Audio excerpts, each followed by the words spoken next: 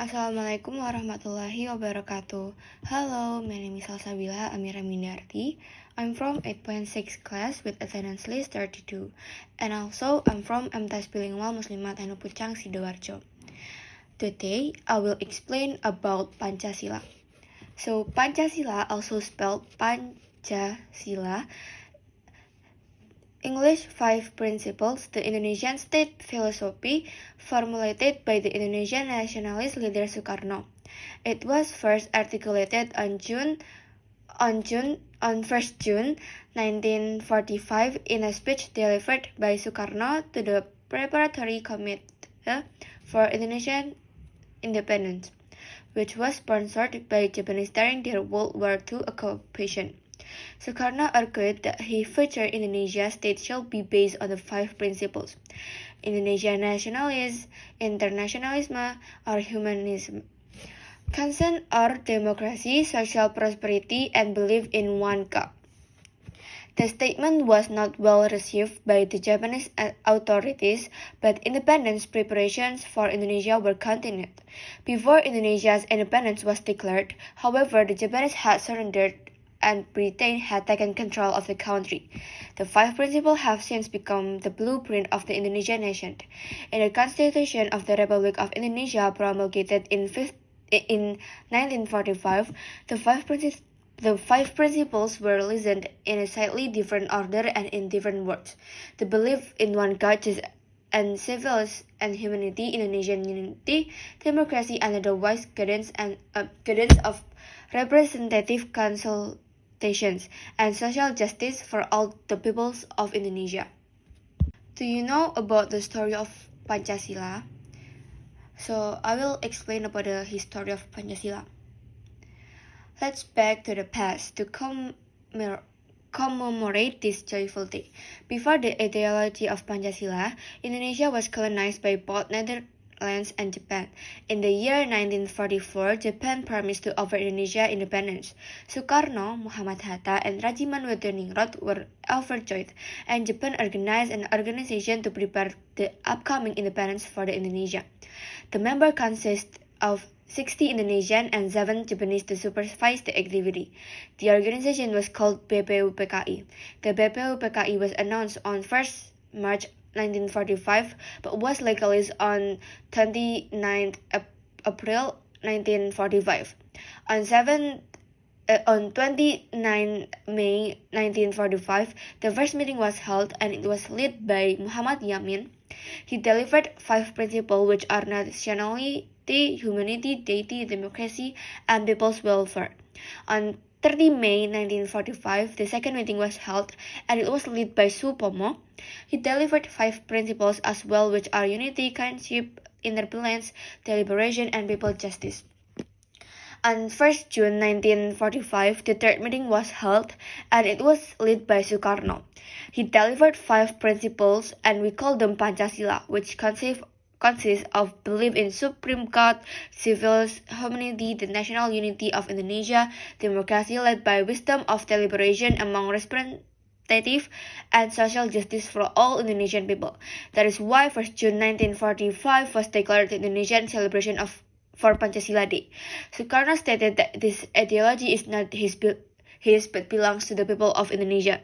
He also mentions that Pancasila is a powerful basic, a basic that also encourages diverse peoples of Indonesia, a basic that unites all people of Indonesia from Sabang to Merauke with a purpose to start a revolution. So now that you know, let's celebrate this wonderful day to remind us the heroes that strive for our independence. So in Indonesia, every 1st June 1945, we celebrate the Pancasila Day with doing the ceremony in the morning. There are five pillars of Pancasila. First is ketuhanan yang Maha Esa, second is kemanusiaan yang adil dan beradab, third is persatuan Indonesia, fourth is kerakyatan yang dipimpin oleh hikmat, kebijaksanaan dalam permusyawaratan dan perwakilan, and last is keadilan sosial bagi seluruh rakyat Indonesia. So, it is the five pillars of Pancasila. The meaning of Pancasila in English is first is belief in the Almighty God, second is a just and civilized humanity, third is the unity of Indonesia, fourth is citizens led by collective wisdom in representation, and the last is social equality for all the peoples of Indonesia. Pancasila is basically the basis of the state and ideology of Indonesian nation. It is said that Pancasila is the entity and identity of this nation because it is a personality or characteristic extracted from the values that have grown and developed in Indonesian society and culture itself. Pancasila as a national identity is a characteristic that only the Indonesian people have that distinguishes it from the other nations.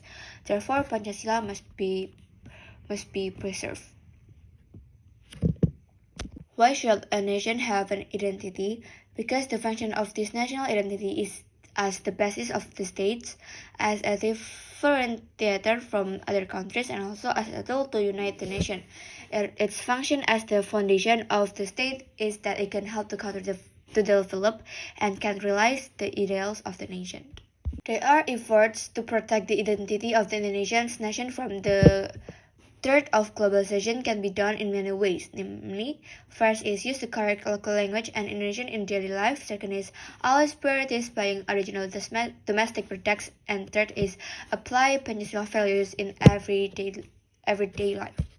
The examples of practicing the second Pancasila in everyday life is mutual respect for teachers and friends, also helping each other if others are having difficulties.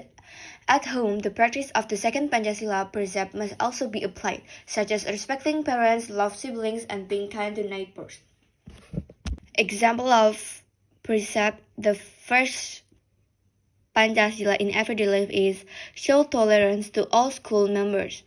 Always get along well with all school members of different religions and carry out their respective religious order. Points of practice of the third Pancasila is able and willing to sacrifice for the benefit of the state and nation when necessary, develop a sense of love for the motherland and the nation, and developing a sense of national pride in Indonesia's homeland.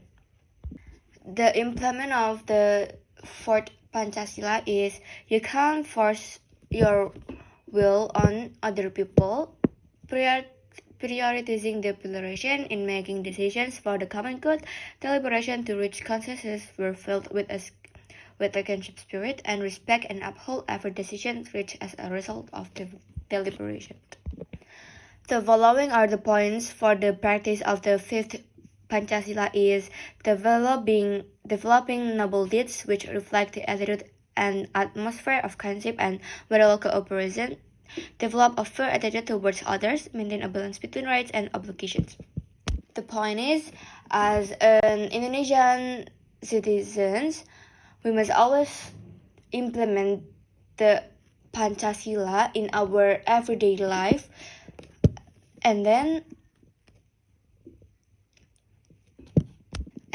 it's also about Pancasila that I can explain to you. I say sorry if there are a mistake. Last what I say. Wassalamualaikum warahmatullahi wabarakatuh.